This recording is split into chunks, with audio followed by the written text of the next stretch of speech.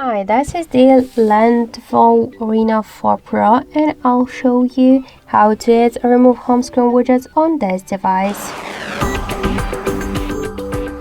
So just to add the new widget to your home screen, you should hold for a while home screen with your finger and then tap here to the widgets icon. After that, you'll see here all of the available applications which widgets you could add. For example, let's add the WhatsApp or other widgets. Just hold the widget and drag it to your home screen.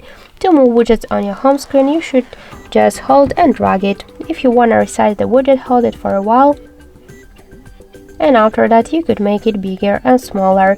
And to remove it from your home screen, hold it and drag it to remove icon. So that's it. Thank you for watching, and if you like this video, leave thumbs up and subscribe.